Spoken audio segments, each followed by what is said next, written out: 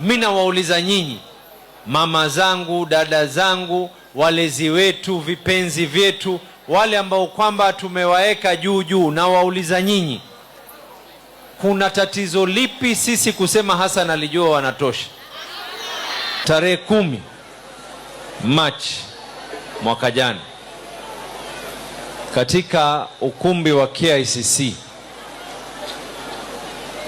Raila Amolo Odinga pamoja na William Samoei Ruto waliweka na wakasaini mkataba kuhusiana na mambo ya 10-point agenda katika hii broad based.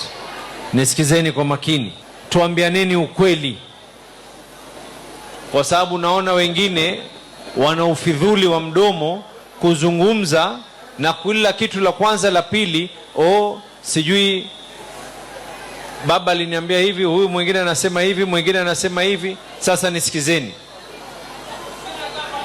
wakati tulipokuwa tunaandika hii mkataba, tulikuwa katika ofisi ya Sifuna. Aliyekaa katika kompyuta ni Anyang'nyong, Gladys Wanga, Sifuna, Abdulswamad Sharif Nasir. Baba anatuambia pandeni juu kwa ofisi ya Sifuna mkamalize hiyo document. Sasa mimi nauliza swali moja, kwa sababu ni mambo mingi ambayo kwamba tuliyaweka.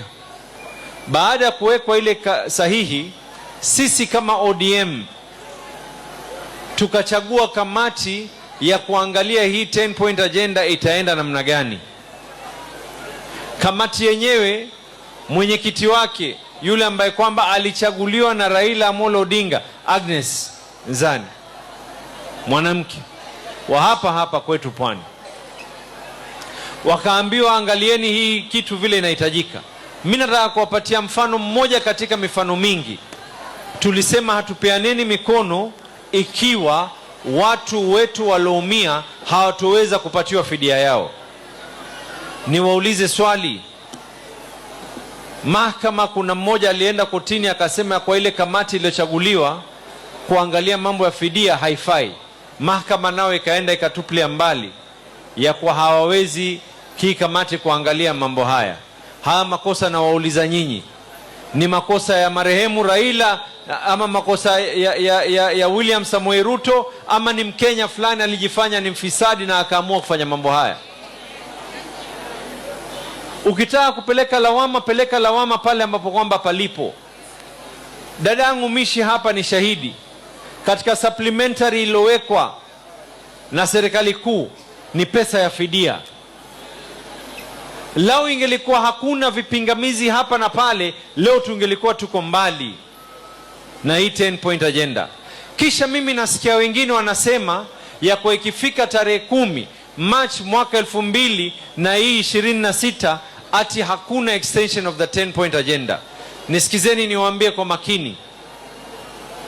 The constitution of this country is a living document. And by virtue of being a living document, even the constitution of this country can be amended. Laws of this country can be amended. Resolutions can be amended.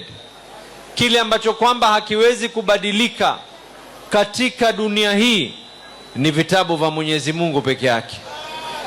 Huwezi kuniambia kwa mambo mengine ati hatuwezi kubadilisha. Kama mambo yalikuwa beyond us, what do you expect us to do? Mulikuwa mwatarajia nini? Ama ni nyinyi ndio mulienda kotini ili baadaye kusema ya kwa hii 10-point agenda ilikuwa imefeli na wakati umepita? Hata si ajabu. I will not be surprised that those who are against now are those who are trying to make sure ya kwa haya mambo yasiweze kufanyika. Someone went to court. Compensation ya watu waliouliwa, watu walioumia, watu wamenini. And now there's been instructions that modalities have to be already be put into place. Sisi tumesema kama ODM lile la chini tunalitaka ni deputy president, sio? Si tunataka deputy president. Hebu niwaulize nyinyi wana Mombasa, kwa sababu sasa leo mimi nimekuwa nikizunguka na ajenda ya kumuuza Hassan Ali Joho pwani nzima na pata nje ya pwani. Mimi nawauliza nyinyi, mama zangu, dada zangu, walezi wetu, vipenzi vyetu, wale ambao kwamba tumewaeka juu juu, na wauliza nyinyi, kuna tatizo lipi sisi kusema Hassan Ali Joho wanatosha? Sisi tunazungumza kama ODM, our first option is to talk to UDA. Our non-available option is to talk to Wamunyoro and those who are supported by Wamunyoro. Ile ambao kwamba haimu katika hesabu yetu ni kuzungumza na wakabila, watu ambao kwamba watatuambia sijui hii Mombasa haina share, sijui huku kwingine hakuna share. Tumeelewana mpaka hapo?